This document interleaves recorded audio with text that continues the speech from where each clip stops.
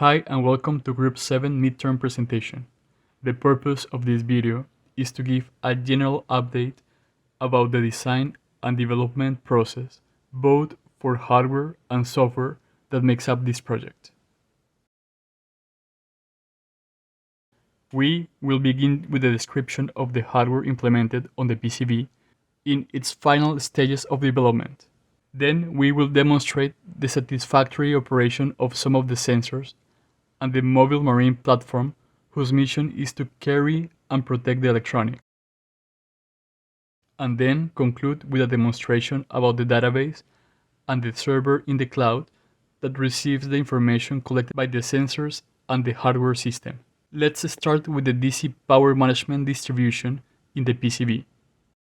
Our system is powered by a 12 volts rechargeable battery that provides power to the PCB and sensors network. The battery is recharged by an 18 volts 10 watts solar panel that is managed through the LT36523 power tracking charger. The RCL network and diodes to be implemented are in the final calculations stage. For a better management tuning, we follow the datasheet. The PJ power jack is an emergency port that is connected as a DC input for the power system. If something happens with the 12 volts battery and the solar panel system, a different battery can be connected through this port. The 12 volts DC power input feeds the LM1117 DTX voltage regulator that provides 3.3 volts for all the networks that need that specific potential difference. The LM7805CT DC power regulator for 5 volts also takes energy from the same 12 volts DC input and provides a 5 volts stable DC with respect to the ground in the PCB. Now that the power management system is explained, let's talk about ADMega microcontroller. It was selected because it is a good platform to manage the type of sensors that are required in this project. The ADMega is compatible with Arduino IDE.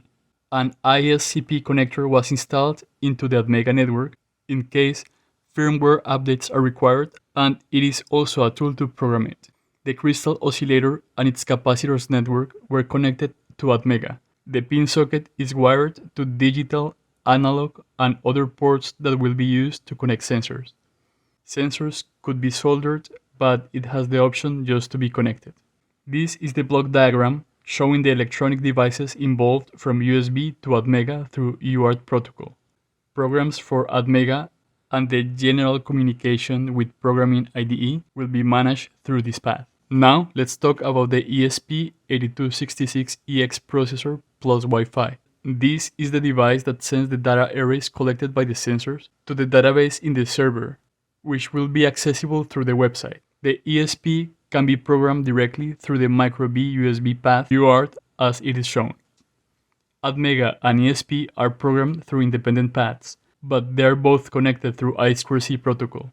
The PCA9386 voltage level translator is allowing the I2C communication between the ADMega MCU and the ESP processor, as it can be seen in the schematic below. Now let's take a final look at the system's block diagram.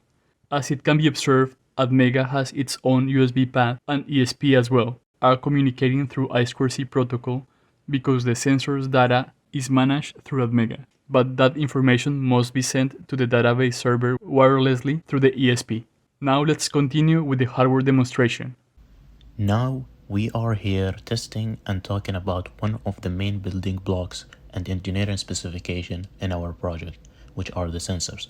These sensors would be capable of gathering the required data in sync during the operation of the boat on the lake. The first specification test demonstrates the system ability to detect and measure the humidity in the air. The video shows that the humidity sensor is measuring the change in humidity when the student blows some air onto the sensor. As we can see in the video, the humidity percentage changes when we look at the screen of the computer, which concludes that the sensor is operating as intended.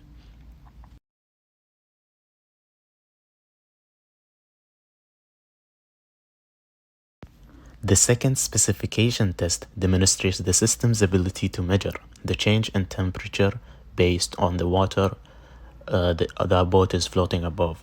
The waterproof temperature sensors would be mounted on specific location on the boat so it can measure the accurate temperature change in the water. The video shows 2 cups of water in 2 different temperatures. By moving the sensor probe and placing it on both cups, one at a time, we can observe the variation of temperature in the 2 cups. Our project consists of multiple sensors, and as long as these sensors operate in sync during the operation of the boat, the system would gather a reliable data for testing.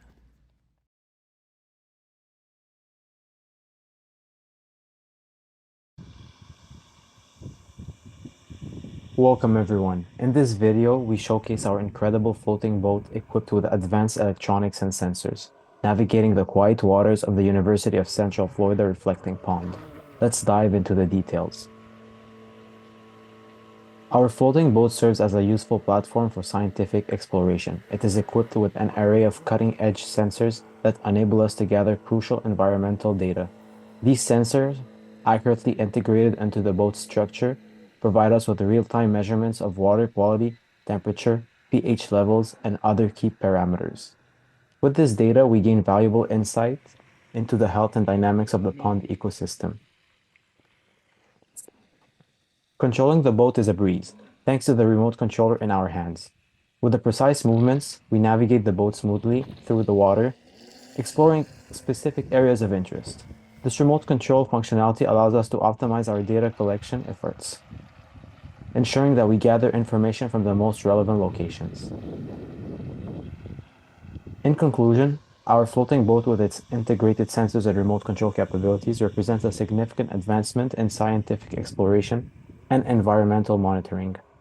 By harnessing its capabilities, we can gather vital data, gain a deeper understanding of our ecosystems, and contribute to the conservation of our environment. We are excited to continue pushing the boundaries of knowledge through this remarkable project. Thank you for joining us on this journey. Together, let's unlock new possibilities, inspire future discoveries, and work towards a sustainable future for our planet. Now let's take a look at the software demonstration. Let's explore the website side of our project. I will begin by trying to log in with an account that has not been created.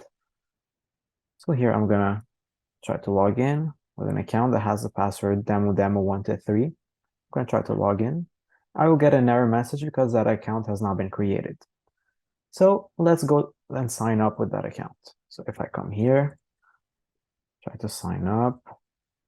Now we have the confirmed password. Let me just show the password here. What happens if I try with to sign up with the confirmed password not being the same as the password over here? Well, I'm going to get an error message over here that says the passwords do not match.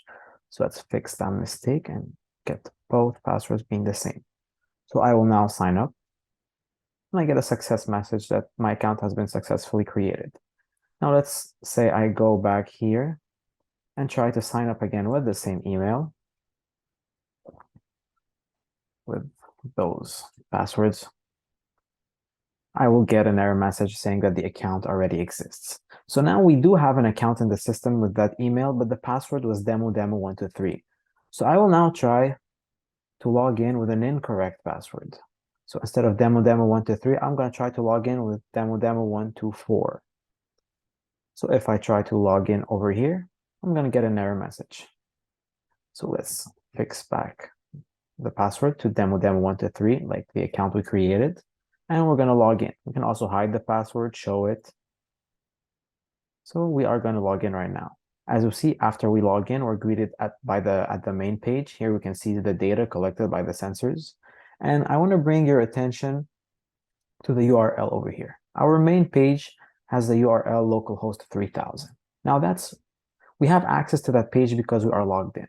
So I'm going to click on the sign out button at the top right corner here. And I'm going to sign out. I'm going to manually try to have access to the data page. And again, I am not signed in, meaning I'm not authorized. So I'm going to click enter. And as you can see, I'm being redirected to the login page because I do not have access to that data page, meaning it's hidden for users who are not signed up with an email and logged in. I will now show you what happens when you create a new account for our lab toolkit. When pressing the sign up button, it will say your account's been created successfully, and then an email will be sent to your email.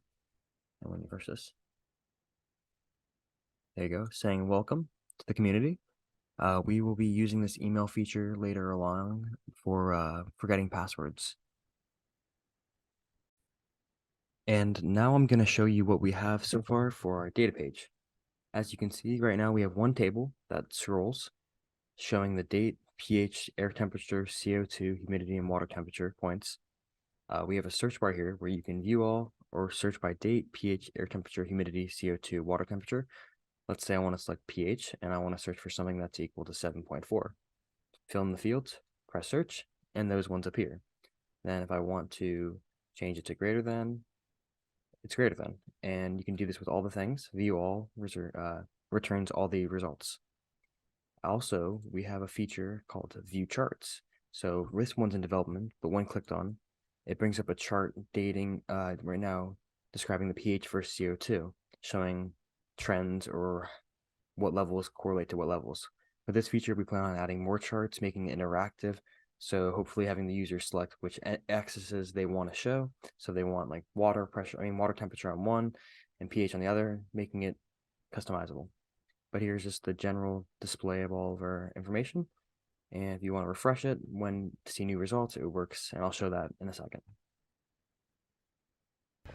I will now show our ESP8266 Wi-Fi module sending data from this chip to our MongoDB. As you can see right now, our latest thing in MongoDB is this object right here with 4530102010, and we have code running on the ESP that will make a post request to our MongoDB, which connects to Wi-Fi. That's the data being sent. At 200 means that it's okay. And then now it waits, and it's going to wait 2 minutes before sending the next sensor data. And if I refresh this page up here, the new latest data point will be 100, 100, 100, showing that we can send data. And now, after that data has been sent from the chip, if I press the refresh button, all my failed attempts and new data that I've been sending will be displayed. As you can see, all the 24s have been sent, and showing that our server side, our client side, can receive the data from the chip. Thank you very much for your attention. Our project will continue to be developed and will be delivered at the end of the term according to the required specifications.